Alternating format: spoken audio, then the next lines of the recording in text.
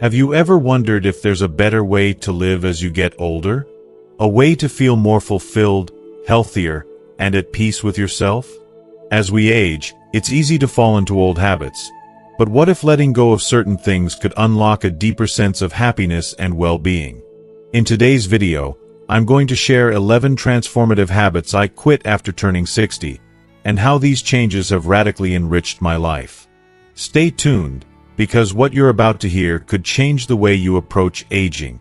This video will not only give you practical tips for living a more fulfilling life, but also help you rethink what matters in your later years. If you've been struggling with feeling overwhelmed, stuck in unhealthy routines, or unsure of how to embrace the next phase of your life, you're in the right place. By the end, you'll discover why saying no to certain habits can bring more peace, energy, and purpose into your life.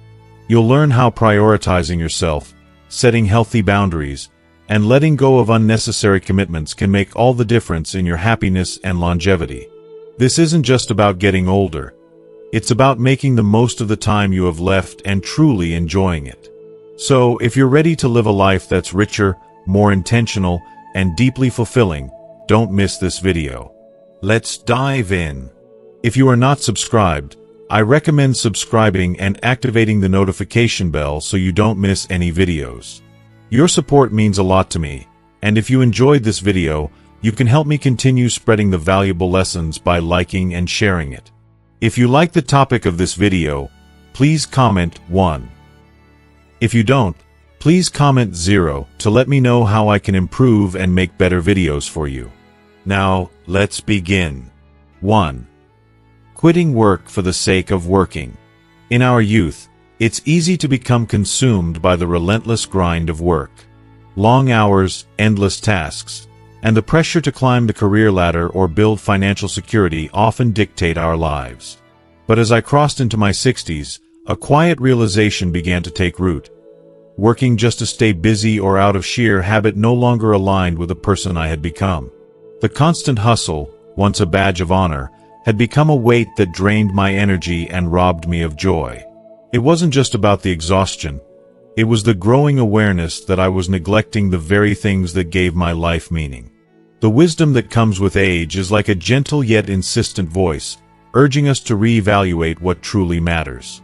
The idea that productivity equals worth begins to crumble, replaced by a more profound truth.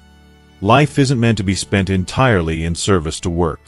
Chasing endless deadlines and pushing myself to exhaustion in the name of being busy felt hollow. The cost of this relentless pursuit was steep. My health, my peace of mind, and my connection to the people I love. I realized that true success isn't about filling every moment with tasks, but about filling every moment with purpose. Today, I work differently. I ask myself hard but necessary questions. Why am I doing this? What am I hoping to achieve? Does this align with the life I want to live? When the answers don't lead to something meaningful, I permit myself to step away. Instead of chasing financial gain or societal validation, I now prioritize the simple, yet profound, joys of life. Time spent with family, nurturing hobbies, and savoring the beauty of a quiet afternoon bring me more satisfaction than any paycheck ever could. This shift hasn't just changed how I work, it has transformed how I live. The richness of my days is no longer measured in dollars earned, but in the laughter shared with friends, the serenity of a peaceful morning, and the freedom to explore passions I once set aside. I've come to see that true wealth lies in the moments that touch our hearts, the bonds we build with others, and the deep contentment that comes from living authentically. Letting go of the need to prove my worth through work has been liberating. In doing so, I've discovered that life after 60 can be the most fulfilling chapter yet, if we dare to embrace it fully and with intention. 2. Quitting mindless spending. In today's consumer-driven world, the temptation to spend mindlessly is everywhere. Bright advertisements, endless sales, and the pressure to keep up with societal expectations make it so easy to fall into the trap of buying things we don't need. For years, I was caught in this cycle. I purchased items out of habit, things I thought might bring happiness or fill some unspoken void in my life. It wasn't until much later that I realized how hollow this pursuit truly was.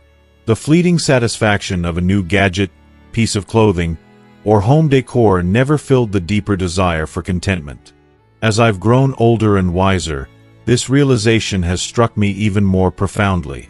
Material possessions can't buy peace, connection, or meaning, things that truly nourish the soul. Looking back, I see that much of my spending wasn't about the things themselves. It was about trying to feel whole, trying to soothe loneliness, or perhaps trying to meet unspoken societal standards. The truth is, that kind of spending rarely brought the joy I was seeking. Instead, it left me feeling emptier, weighed down not just by the clutter but by the regret of wasted money and misplaced priorities. Now, my approach to spending has changed dramatically, and it feels like an emotional and spiritual awakening. I've made a promise to myself to spend mindfully, to focus on purchases that genuinely enhance my life or bring true joy. This could be a heartfelt experience, like a dinner with loved ones, a trip that leaves me with beautiful memories, or a thoughtful item that truly serves a purpose, like a tool that simplifies my daily life. This transformation hasn't just been about saving money. It's been about discovering what matters. When I stopped buying into the illusion that happiness could be found in the next big thing, I found something far more valuable: clarity. I've learned that joy is found in simplicity, in meaningful relationships, and in the freedom of knowing I'm no longer a slave to the need for more. Every mindful purchase feels like an act of self-respect, a quiet acknowledgement that I value my time, my energy, and my resources. Quitting mindless spending isn't always easy, especially in a world that tells us our worth is tied to what we own. But with every step away from this habit, I've gained something money can't buy: a sense of peace, a deeper connection to my values, and the liberating realization that less can truly be more. This shift has been one of the most empowering changes in my life, and I wouldn't trade it for any possession in the world. 3. Quitting stressing over the small stuff. Life is far too precious to waste on sleepless nights and endless overthinking about things that hold little weight in the grand scheme of things. I wish I had realized this sooner, but like many, I spent far too much of my younger years fretting over the trivial. A missed deadline, a rude remark, or even a small mishap like spilling coffee on my favorite shirt felt like the end of the world. I'd carry those frustrations with me, letting them fester and sour my mood for hours, sometimes even days.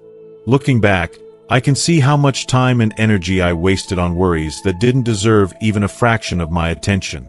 It wasn't until I reached my 60s, with decades of experiences and hard-learned lessons behind me, that I began to understand the futility of sweating the small stuff. One day, after feeling overwhelmed by a minor disagreement with a friend, I stopped and asked myself a simple question: will this even matter a year from now? The answer, as it so often is, was a resounding no. And in that moment, something clicked.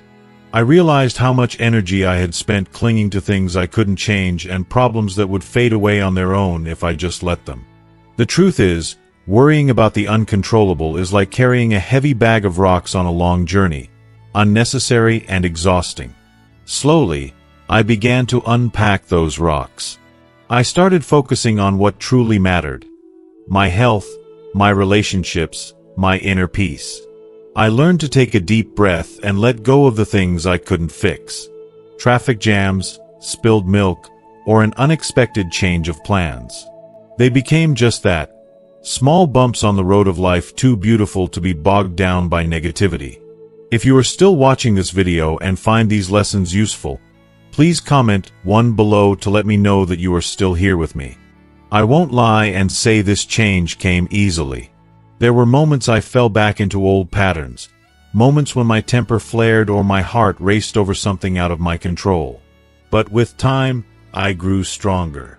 I embraced a mindset of acceptance, reminding myself that life will always be unpredictable and that there's a certain freedom in not needing to control everything. Letting go has brought me peace I didn't even know I was missing. It has allowed me to savor the present moment, something I once took for granted. I've learned to focus my energy on the people and experiences that fill my heart with joy, not the fleeting inconveniences that drain my spirit. Now, when I feel stress creeping in, I pause and remind myself that life isn't perfect, but it's perfectly worth living. Stressing over the small stuff steals the beauty of now. So I let it go, and in doing so, I found a calmer, happier, and more grounded version of myself. 4. Quitting neglecting self-care. For so many years, self-care felt like an indulgence I couldn't afford. It always seemed like there were more pressing priorities: work deadlines, family obligations, helping others. I thought sacrificing my own needs was noble, even virtuous. But the truth is, it wasn't. Over time, constantly putting everyone else first left me feeling depleted, unappreciated, and, worst of all, disconnected from myself. I wish I had realized earlier that neglecting my well-being wasn't helping anyone. It was silently robbing me of the energy and joy I needed to truly live. It wasn't until I turned 60 that the weight of it all hit me.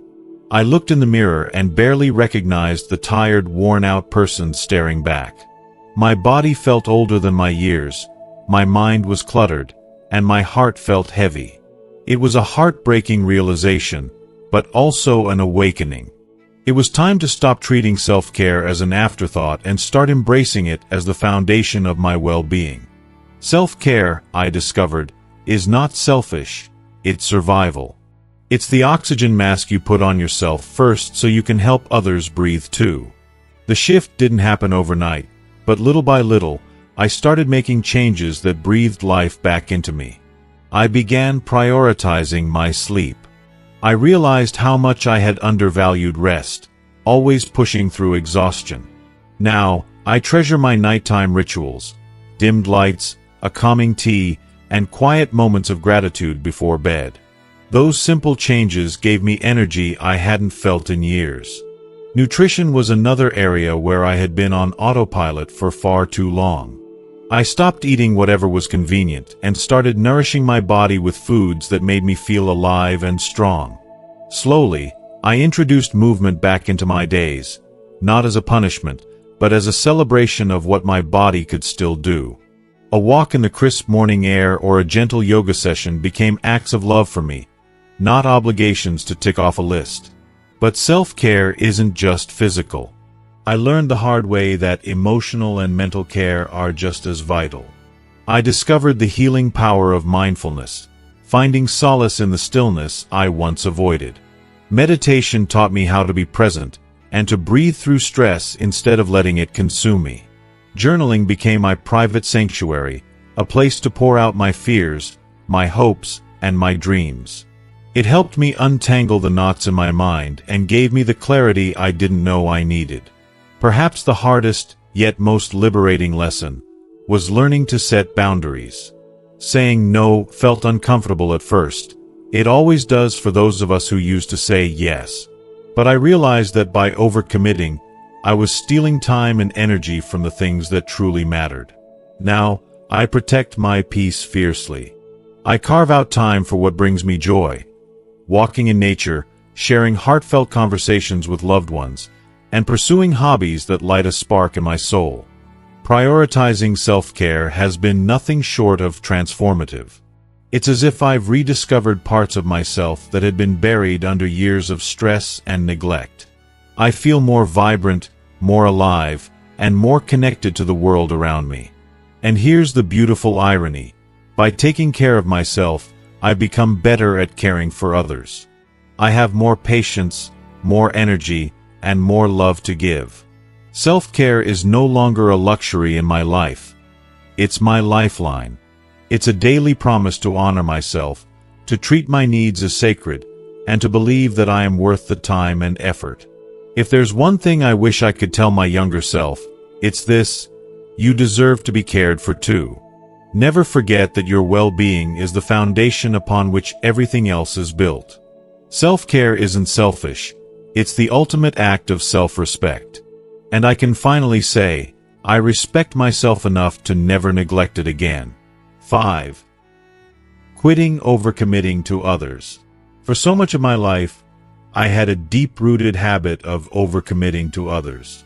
I would say yes to invitations, gatherings, favors, and responsibilities, even when my heart whispered no. At the time, I thought I was doing the right thing. I wanted to be dependable, the person everyone could count on.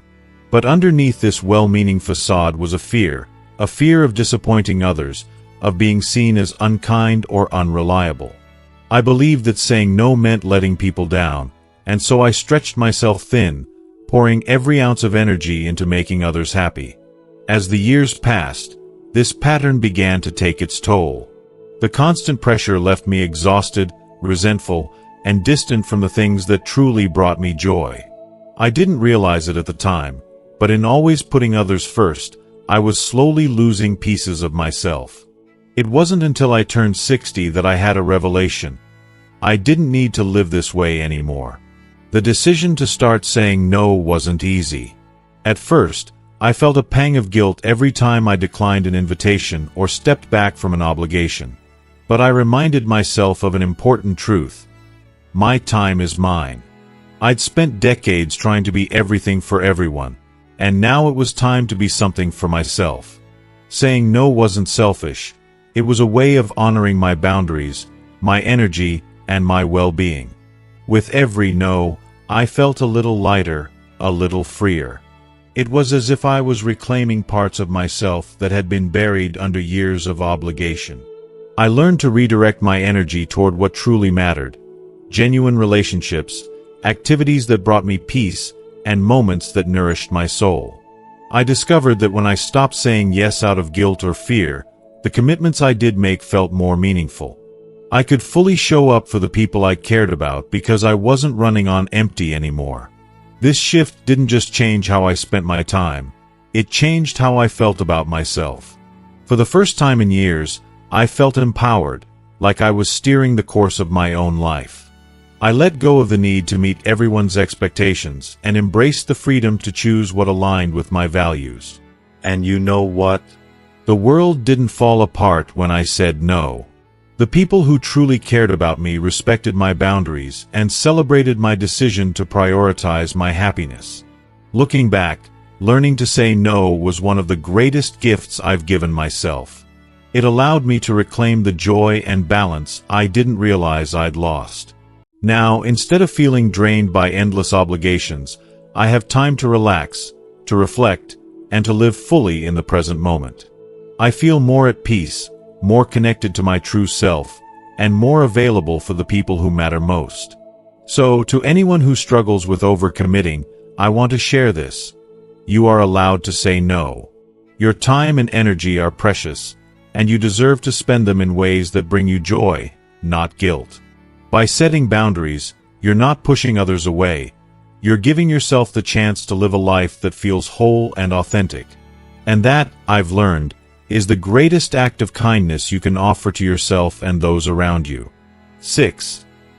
Quitting maintaining unhealthy relationships. For much of my life, I believed in holding on to relationships simply because they had always been there. A sense of duty, habit, or nostalgia kept me tethered to people who were no longer good for my soul. Friends, colleagues, and even family members occupied spaces in my life not because they brought me joy or fulfillment, but because I felt obligated to maintain the connection. I told myself it was the right thing to do, even when these relationships left me feeling drained, misunderstood, or unappreciated. But as I approached 60, something profound shifted within me. Life began to feel far too precious to waste on relationships that didn't nurture my spirit or contribute to my well-being. Realizing this wasn't easy. Some of these relationships had deep roots, stretching back decades. Letting them go meant confronting not just the people, but the emotional weight they carried in my life. I had to face the uncomfortable truth that some connections, no matter how long they've lasted, can become toxic, unbalanced, or even suffocating. It felt like carrying a heavy suitcase on a never-ending journey, one that slowed me down, made me weary, and clouded my sense of joy. The realization hit me hard. I was sacrificing my happiness to uphold relationships that had stopped being meaningful long ago. It wasn't an overnight transformation, nor was it without heartbreak. Some relationships I cherished as a younger person became painful to release. I wrestled with guilt and fear.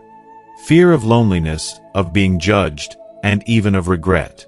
But as I began to gently untangle myself from these ties, I felt a weight lift.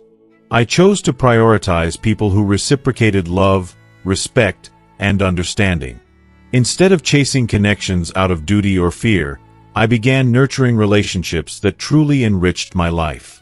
These were the people who brought laughter to my days, comfort in tough moments, and a genuine sense of belonging. This process of letting go has been one of the most liberating experiences of my life. It's as if I've been pruning a garden, cutting away the weeds so that the flowers can flourish. The energy I once spent trying to sustain unhealthy relationships is now poured into deeper, more meaningful bonds. And the difference is astonishing. I feel lighter, freer, and more connected to the people who truly matter. Perhaps the most beautiful gift of this journey has been the authenticity it's brought into my life.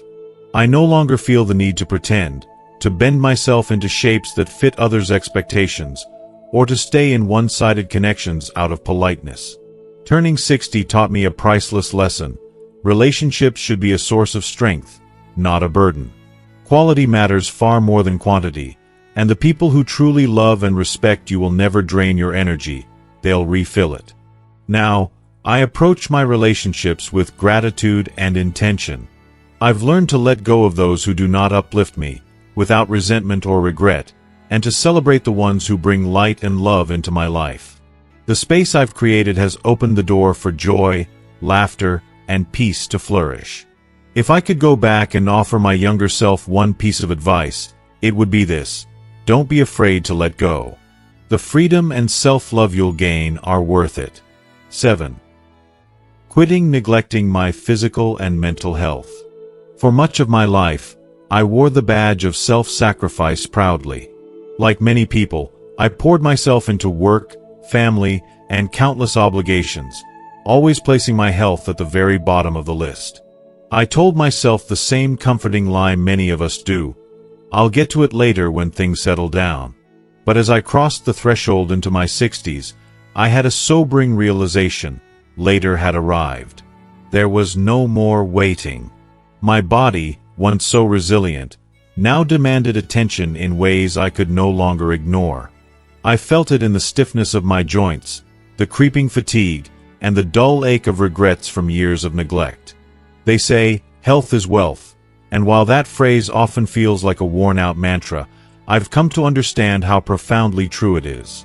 Without good health, even life's smallest joys, a stroll, a hearty laugh, or an embrace from a loved one, become increasingly out of reach.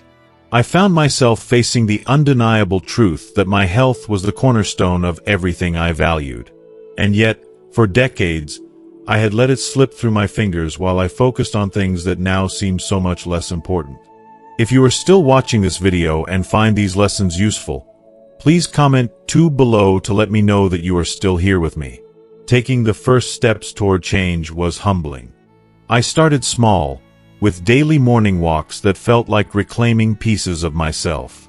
At first, my legs protested, and my mind resisted, offering excuses to skip just one day. But as the days turned into weeks, something magical happened. Those walks became a sacred ritual. The crisp morning air, the rustle of leaves underfoot, and the soft hues of sunrise felt like gifts I had been too busy to notice before. With every step, I began to shed not only physical sluggishness but also mental clutter. Beyond movement, I began tending to my mental well-being, which I had overlooked for far too long. I ventured into mindfulness practices, something I once dismissed as a luxury I couldn't afford. Meditation taught me how to breathe through my anxieties, while gratitude journaling helped me uncover the beauty in the simplest moments. A bird chirping outside my window, the warmth of a cup of tea, the sound of my grandchildren's laughter. These habits, though small, were transformative. I won't pretend the journey was easy or linear. There were days I felt the weight of old habits pulling me back, whispering that I was too old to change. But I kept reminding myself of this: I deserve to feel good, not just for my family or for those who depend on me, but for myself. Choosing health was choosing life, a vibrant, connected, and meaningful life. Now, I feel a vitality I hadn't known in years. My body, though older, feels stronger and more capable. My mind, though scarred by life struggles, feels lighter and more at peace. I've discovered that taking care of myself isn't selfish. It's an act of love, one that radiates outward to everyone I care about. At 60, I've learned that it's never too late to rewrite your story. Neglecting my health was a mistake I had to face, but reclaiming it has been my greatest victory. Health truly is a precious gift, and by nurturing it, I've unlocked the possibility of truly savoring every moment, every smile, and every sunrise that life still has to offer. 8. Quitting procrastination on personal goals. As the years pass, it feels like time gains momentum, slipping through our fingers faster than we ever imagined. The dreams we cherished in our younger days often become distant whispers, buried under the responsibilities and distractions of life. For decades, I told myself there would be a better time to pursue personal goals, that elusive someday when the stars would align and everything would fall perfectly into place. But when I turned 60, I faced a profound realization. If I kept waiting for the perfect moment, I might end up waiting forever. That someday had to be today. The wake-up call was both sobering and electrifying. I could no longer justify putting off the adventures I had dreamed of, the skills I had wanted to master, or the projects I had left unfinished. Life doesn't come with an unlimited supply of tomorrows, and the stark truth of this realization brought a wave of clarity. I decided to stop procrastinating and start living with intention. Whether it was learning to play the piano, exploring a part of the world I'd only seen in books, or finally completing that novel I had started years ago, I committed to action. No more excuses, no more delays, just the simple, deliberate choice to begin. What struck me most was how free this decision was. The heavy weight of what-ifs and maybes began to lift as I shifted my focus to right now. I started setting smaller, attainable goals that would bring me closer to the life I envisioned. Each step forward, no matter how small, felt like reclaiming a part of myself I had lost. Completing even the tiniest task, a chapter written, a skill practiced, a dream acted upon, filled me with a sense of purpose and pride I hadn't felt in years. What I've learned is that waiting for the perfect conditions is the greatest trap we set for ourselves. The truth is that perfection is an illusion, and life is beautifully imperfect. The best time to start is always now, not because it's easy, but because it's real. This newfound mindset has been a source of energy and joy I never expected. I've discovered that the act of pursuing a goal, no matter the outcome, is itself a form of self-care and self-love. It reminds me that I am still capable of growth, of change, of dreaming. Every day now feels like a gift, a chance to be a little braver, a little more curious, and a lot more alive. By taking action, I've rekindled my passion for life and learned to be fully present in the moments that matter most. This journey has taught me that it's never too late to start over, to chase a dream, or to create something meaningful. Time may feel fleeting, but it is ours to fill with purpose if we choose to. And so, I urge you, don't wait for someday. Begin today, and watch how the simple act of starting can transform not just your goals but your entire outlook on life. 9. Quitting the fear of change. For much of my life, I was paralyzed by the fear of change. I clung tightly to what I knew, the routines, the relationships, and the patterns that felt safe, even when they began to stifle me. The idea of stepping into the unknown felt like walking blindfolded into a storm. It was terrifying, unpredictable, and overwhelming. I feared the discomfort that change would bring, convincing myself that staying where I was, even if it made me unhappy, was the better option.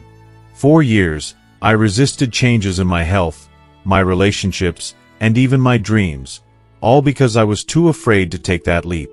But as I grew older, particularly in my 60s, something shifted.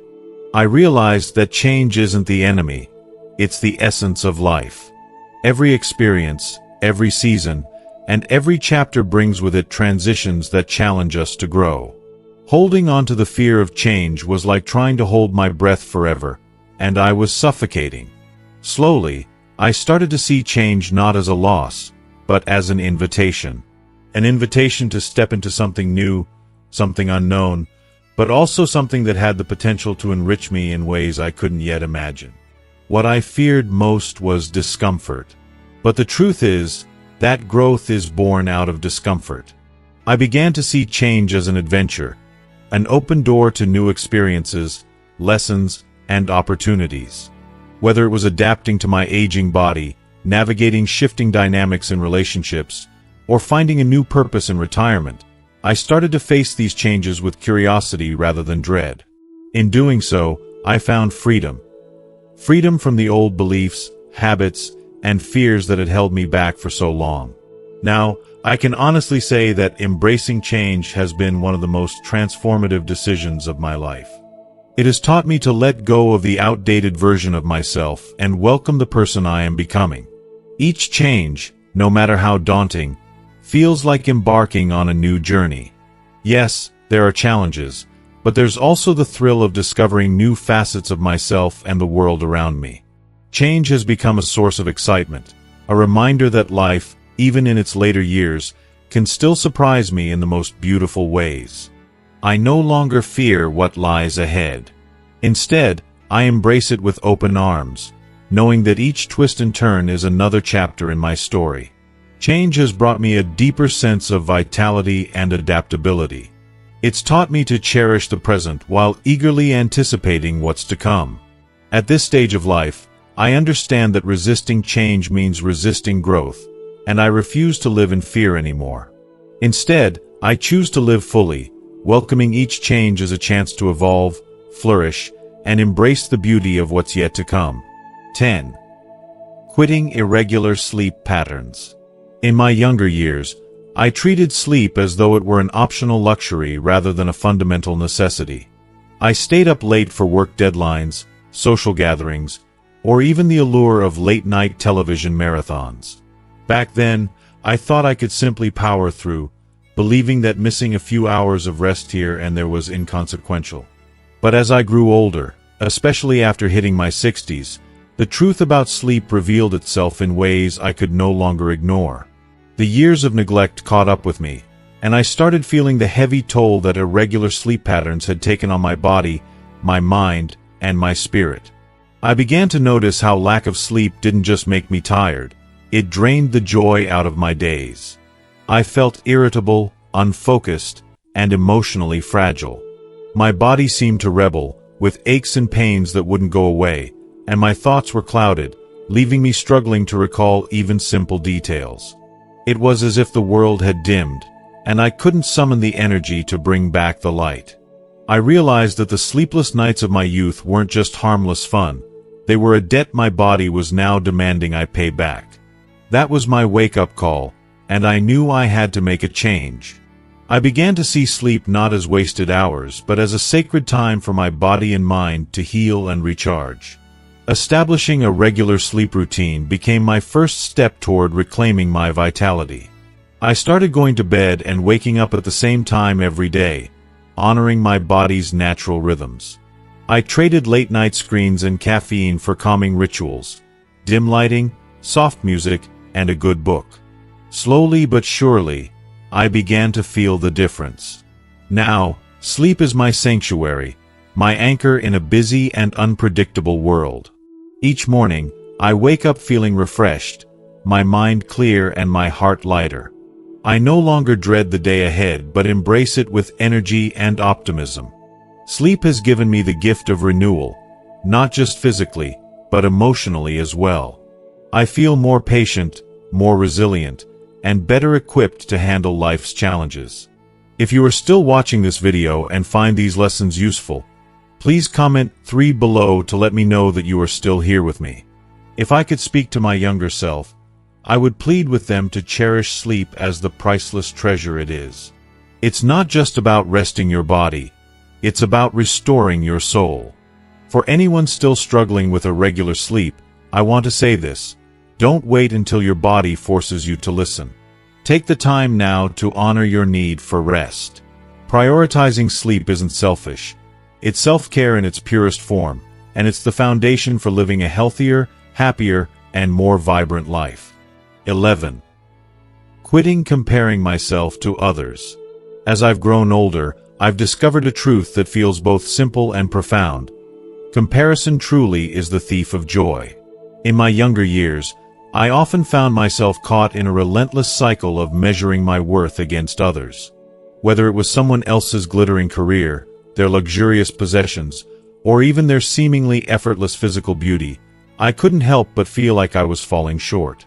Each comparison planted seeds of doubt and inadequacy within me, overshadowing my accomplishments and the quiet beauty of my life. It was as if I was chasing a mirage, a picture-perfect version of success and happiness that was never truly mine, to begin with. But something shifted when I turned 60. It wasn't an immediate revelation, but a gradual awakening, a softening of my heart toward myself. I began to see my life not as a series of comparisons to others, but as a journey entirely my own. Each wrinkle on my face, each triumph and heartbreak, told a story unique to me. Why had I spent so much time looking outward for validation when the real treasure was within? Letting go of comparison has been like breathing fresh air after being trapped in a stuffy room for decades. It's liberating in ways I never thought possible. Now, I see other successes not as a reflection of my shortcomings, but as testaments to the diversity of life's paths. I've come to deeply value my own experiences, the challenges I've faced, the growth I've undergone, and the little victories that might seem insignificant to someone else but are monumental to me.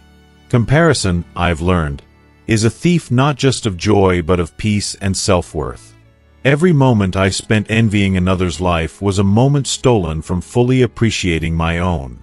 Now, instead of wondering why my life isn't like someone else's, I ask myself, how can I make the most of the life I have? This mindset has opened my eyes to the small, everyday blessings. A quiet morning with my thoughts, the love of family, or the simple pleasure of doing something I enjoy without seeking anyone's approval. We are all traveling different roads, and no two journeys are meant to look the same. Embracing this has filled my heart with gratitude and softened the critical voice that once resided within me. My life, with its imperfections and unique twists, is enough, more than enough, and for the first time I truly believe that. As we come to the end of this reflection, I hope my story resonated with you and perhaps inspired you to think about your journey. Letting go of comparisons and embracing the beauty of your unique path can truly transform the way you see your life. But now, I'd love to hear from you. What have you learned so far? Take a moment to reflect and share one thing you've learned from this video that you'll bring into practice in your own life. Maybe it's a step toward appreciating your journey more or letting go of the urge to measure your worth against others. Whatever it is, I'd be honored to hear about it in the comments below. If you enjoyed this video, please leave your comment, and don't forget to like, share, and subscribe to our YouTube channel. Your support means the world to us and helps us continue bringing content that inspires and uplifts. Thank you for watching, and we'll see you in the next video.